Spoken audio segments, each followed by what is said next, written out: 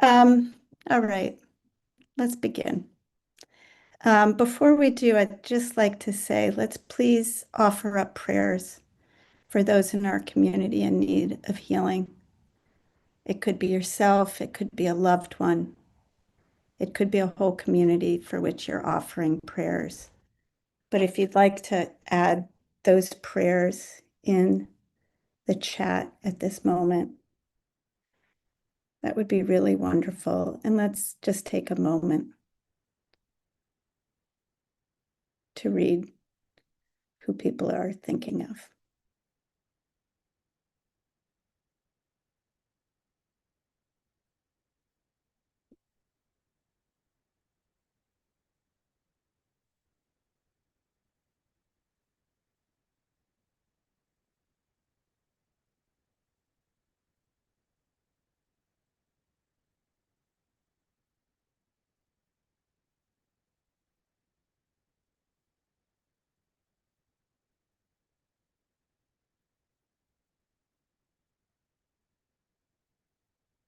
Yeah, healing prayers all around.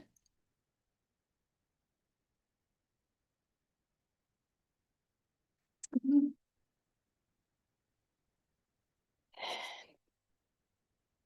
Mhm.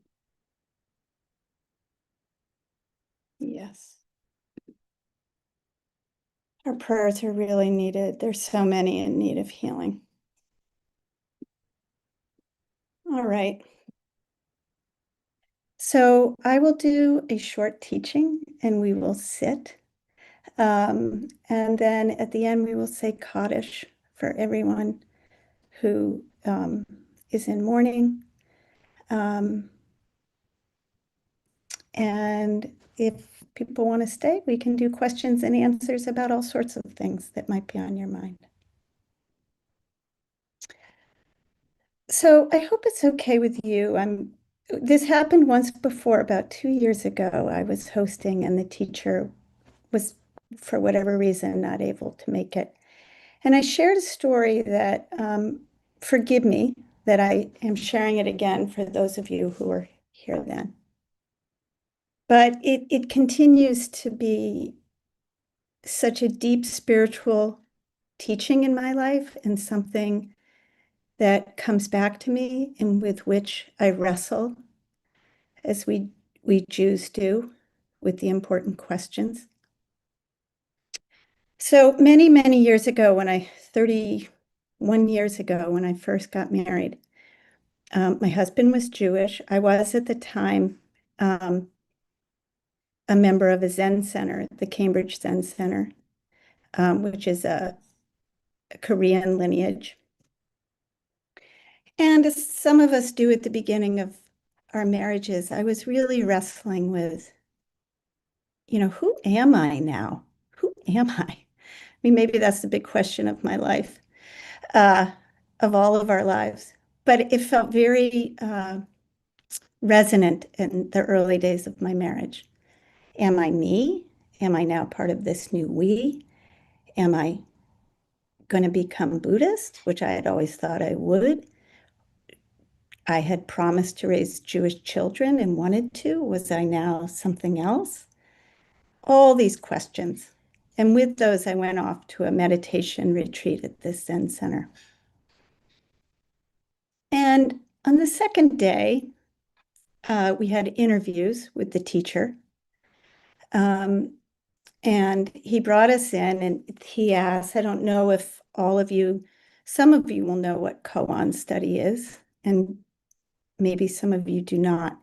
But this Zen school, I think probably all Zen schools use koan study, which is, a famous one is what's the hand sound of one hand clapping? When a tree falls in the woods, does it make a noise? These are questions that have really no logical answer, but can help us bust through to a deeper understanding, can help our minds free up to understanding things in a new way. They're not solved by logic or reasoning, but by some sort of deeper perception of what's true. So he asked me if I had a koan that I was working on, and I said no. And I said, just my life that feels filled with questions. And I explained to him that I had just married someone who's Jewish and we were going to raise Jewish children, and I didn't quite know how to put all this together. And he said, me too. My wife is Jewish. Our children are Jewish. Perfect. And he said, here's your koan, a life koan for you. And then he told this little story, little parable. So in the parable, a man is hanging over a very, very deep pit, a bottomless pit. And he's hanging by a long piece of wood that is over the pit, and he's hanging off of that, dangling, and he's dangling by his teeth. He's clinging on to this stick for all he's worth with his teeth. And his hands are tied behind his back. Some of these Zen stories can be pretty tough, but life is too sometimes, I suppose. So while he's hanging there on this stick, this Zen master, very famous teacher, comes up. Very famous, known for being very, very tough. And he comes up and excuse the image, but it's used a lot in Zen teachings. Some Zen teachings, he holds up a gun and he points it at the man. It's not a gun to kill someone. It's a gun to wake us up, to our lives. He said, answer this question. Why did the Buddha bring the Dharma? Why did the Buddha bring his teachings to the world? And he says to the man, answer this question or I will shoot you. And then the teacher turned to me and he said, you're the man. You're hanging over this pit. I've asked you a question. I need your answer. Go sit on this for a day and come back tomorrow and we'll discuss it. And I knew instantly that that was going to be my life koan. The clinging to sticks was something I'm so good at. Maybe you are too. That letting go into the unknown can be just terrifying. So I knew I'd been handed something I'd be working on a lot longer than 24 hours, but off I went. And I came back the next day. And I will say, I sat on my cushion and that day and I cried. I laughed a little. I mostly cried. I saw the teacher watching me out of the corner of his eyes, like, oh. But it was all good, good tears. And I went back the next day and he said, okay, what do you say? And I gave some answer that was really, smart, verbally quick, and way off the mark. And he just looked at me and, I was trying to be smarty pants, totally missed the mark. He said, okay, stand up. And he had a teaching stick that he used. And he said, stand up. These teachers had these wooden sticks. He actually literally put it in my mouth. And he said, you're clinging to this stick. And then he pulled it out of my mouth and he goes, on what do you land? He said, answer me. And then he pulled out the stick. He goes, on what do you land? And that to me feels like the question that has, for me, that's been a question throughout my life. I fell into being a Jewish mother. I had to let go of all these notions that I carried with me, and I had to discover what that is. I grew up at the end of a dirt road in a very waspy family, and here I find myself trying to lead the daily sit for the Institute of Jewish Meditation. If we held on to sticks, where would we be?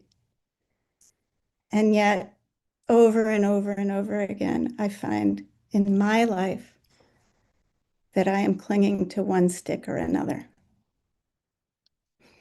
In this wonderful, wonderful book, Becoming Eve, I don't know if some of you have read it. It's the journey of a woman out of an ultra-Orthodox community. She's actually the Baal Shem Tov's great-great-granddaughter, I think. I believe that's true. There's a quote at the beginning of the book from the Baal Shem Tov. Let me fall if I must fall. The one I will become will catch me.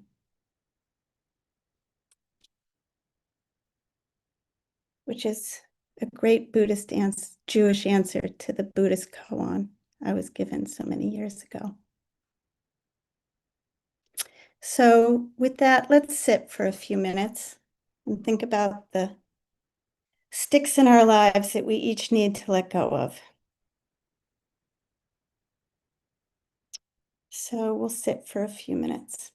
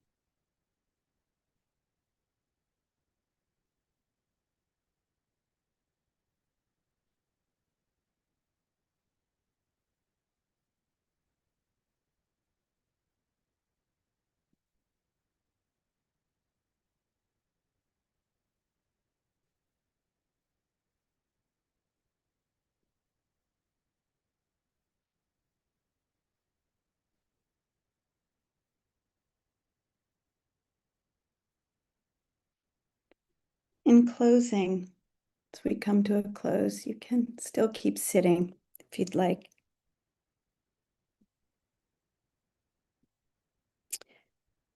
Over the years, over the 30 years since I was given this koan, what it is that I cling to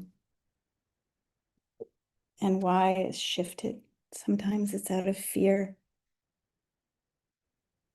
Sometimes I don't know how to find my own voice, right? You have to let go if you're going to have your own voice.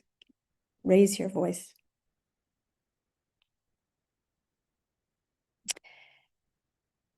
It can shift over time. And I'm thinking of a poem by the wonderful Wendell Berry, who I just adore. And at the end of it, he writes this: geese appear high over us, pass, and the sky closes. Abandon, as in love or sleep, holds them to their way. Clear in the ancient faith, what we need is here. And we pray, not for new earth or heaven, but to be quiet in heart and in eye clear. What we need is here.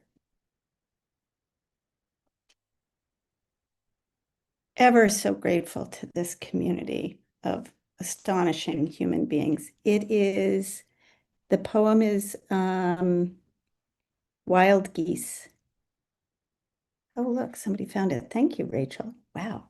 That was fast. It's Wild Geese by Wendell Berry, whom I just adore. All right, with that, let's all join together in saying Kaddish for those among us in mourning. If you're able, invite you to stand in body or in spirit. Please take yourselves off mute so we can recite together. And let's begin. Yit Kadal, Yit Kadash, Adiraharte, Ramluch Machete, Chayachon, Hamachon, Hayed Kobe, Adala, Amen. Karis, Yimru, Yehiv Amen. Shmei Rabba, Rabba, Amen. Barak, Man Vidose, Lev Talat, Tablet, Elam Kol, Avshir Ab, Shirata Tishbata Benechemata Dana Rim Yama Yehi Vimru Shlama Rabba Amin. Mishmaya, E Ayin Shlama Adonai Rabba Ben Moise, Shemaya V'chaye Im Amen. Aleinu V'ka Shalom Ol B'Ramav, Yisrael Vimru Yes, Amen. Shalom Aleinu, Se Yaakov Shalom Israel, B'Ramav Hu Yaakov Yachase Yisrael, Shalom Amen. Aleinu Aleinu, V'Akol Kol Yisrael Yisrael, V'Akol Yisrael, Yoshvei Tevel Tevel, Vimru Yimru, Amen. Amen. Amen. Amen. Thank you, everyone. All right, so a little bit early. Oh, whoa, my chair is doing something. What's that? Sorry, my desk started going up. I'm disappearing. That is the formal end of today's unusual sit. Thank you, everyone, for being here. If you would like to stay on, I can answer any questions about our courses, offerings we're having this year, any IJS questions you may have, or about anything at all. Someone did ask about the quote from Becoming Eve. And it is, Rachel, maybe you can type this into the chat. It's by the Baal Shem Tov. Let me fall if I must fall. The one I will become will catch me.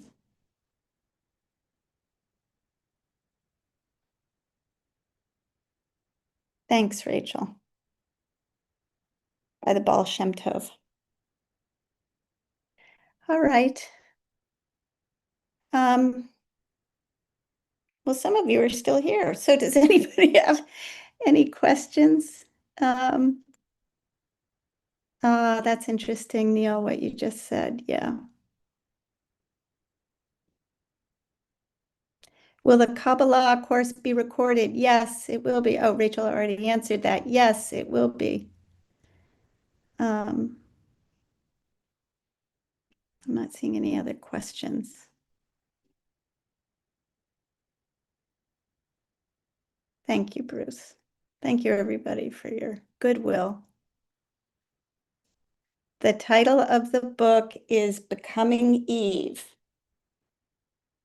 My Journey from Ultra-Orthodox Rabbi to Transgender Woman. Yes, thanks, Rachel. And she is a descendant of the Baal Shem Tov, so the passage is especially meaningful. Oh, Linda, I'm sorry. So much love to you about your mom.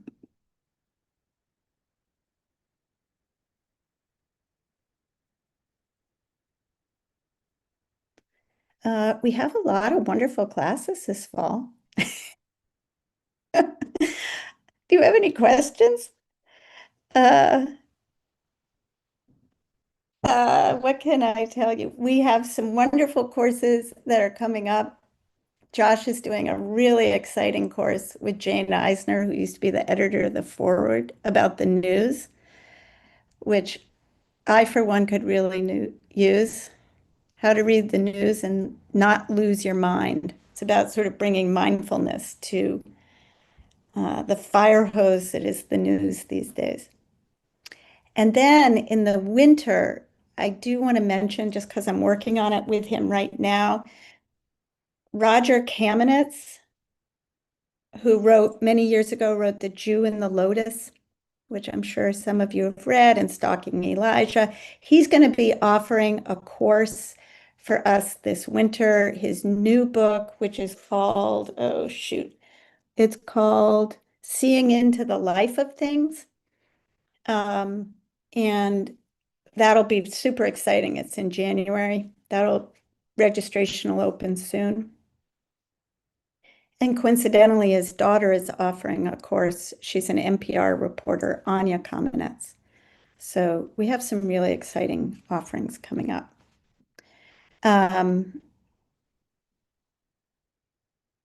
Can I recommend Jewish study that helps with it's people log in here, weigh in here, Jewish study that helps with the challenge of sticks, holding on when we need to and letting go when we need to.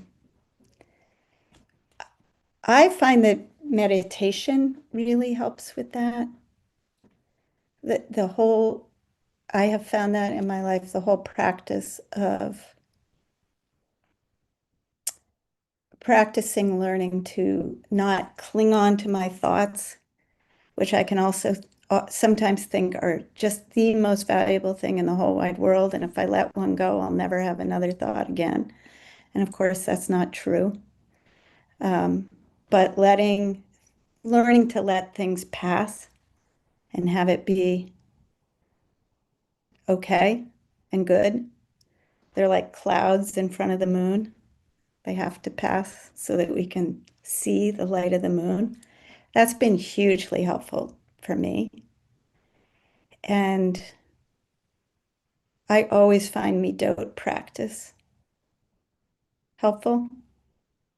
I find midot practice just personally, I don't know about others of you have, I've found midot practice just utterly transformative in my day-to-day life.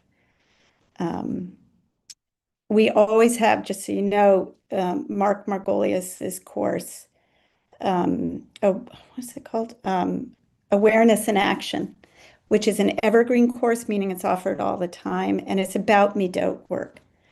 And we always do it during the Omer. We always have some kind of midot offering. I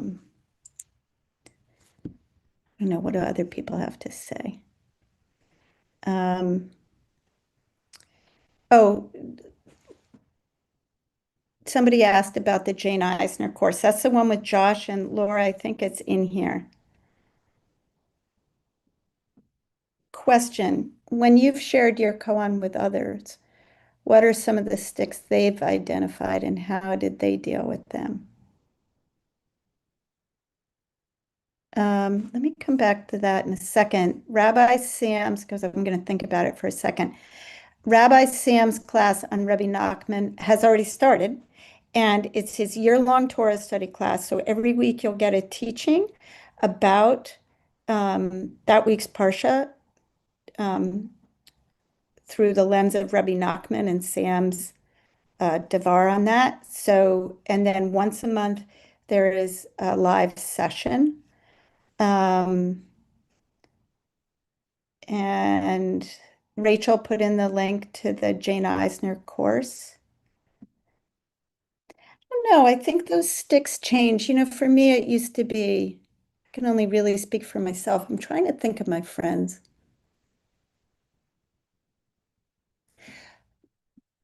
For me, it used to be fear of letting go of, I really did grow up at the end of a dirt road. My father didn't really like people. He was kind of a misanthrope. We couldn't see the neighbors' houses. I was, raised on that strict Emersonian independence. I love Emerson, but, you don't ask for help. You don't ask for directions. You don't want to see a neighbor's lights. It's really the most far away from a Jewish upbringing. And I was afraid to give that up. I was afraid to let go of taking care of myself. That's the way I was raised. And to get married, to have kids, to become Jewish, to convert. Like right before I converted, my teacher said to me in passing, just a little, like didn't think she was saying anything profound. Ugh, Jews were never alone. You'll never be alone. I just was like, oh my God, what have I done? Like, this is terrifying to me. I'll never be alone. I was raised by people who only wanted to be alone. Um, so for me, it was a lot of that. And now it's shifted more to, it never dawned on me, but that if we're clinging to things, we can't find our voice. Like, you literally can't speak and answer the question the Zen master is asking if you're clinging to a stick. Like you have to risk falling to find your voice. Um, so that's what I wrestle with now. Oof. I'm not the one to answer your question, Evelyn. The oof was main differences between Buddhist and Jewish meditation.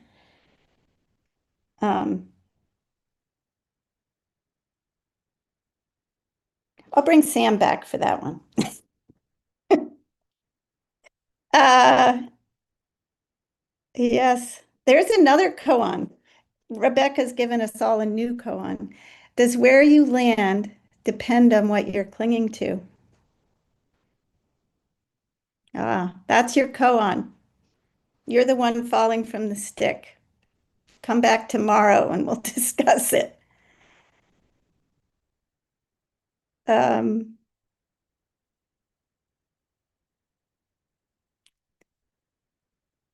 oh, a wonderful interview thank you, Harris, for this interview with Abby Stein. Oh, I'll look that up. Um,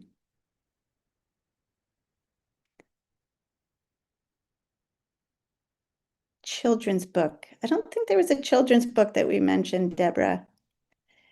What is the Zen koan? I told a long story about a Zen koan, Andrew. If you email me, we'll do it by email. It's too long to repeat. What is a koan? Okay, I love that you spelled, Robin, that you spelled it koan, Cohan. That's a Jewish koan. That is too great. Koan is usually spelled Koan, and it's a technique used in Zen schools, Buddhist schools, Zen schools, for helping people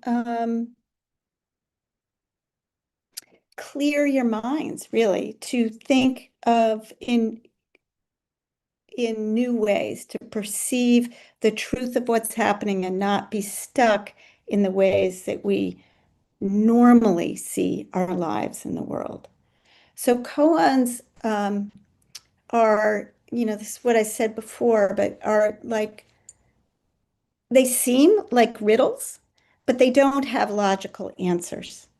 They're not something you can reason to. They're something you have to discern through practice. I would say through letting go of sort of preconceived notions, through just sort of intuiting the truth. I think they often involve letting go into paradox, which is always at the center for me of spiritual truth is paradox. So my story was a story about a koan. What is the sound of one hand clapping? That is a koan that you could be asked to answer. Um,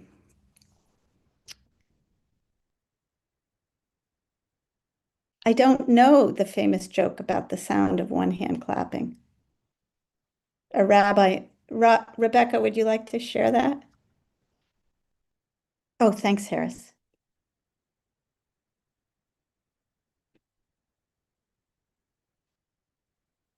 Well, we'll have to look that up.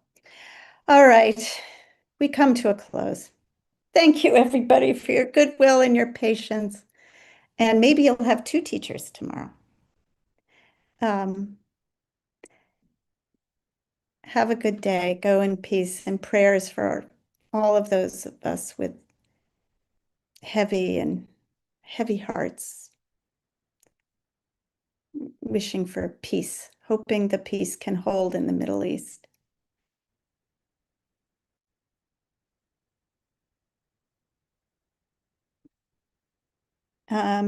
Rena, I'm not quite sure your question. I think it might be the new book by Roger Kamenetz. And it's called, it's not out yet. It comes out September 4th, November 4th, rather. And it's called, why can't I remember this? Seeing into the Life of Things. It's about dreams and the spiritual imagination. Oops, I typed that wrong. Seeing into the Life of Things. Thank you, everybody. Bye. Okay, Rachel, let's go.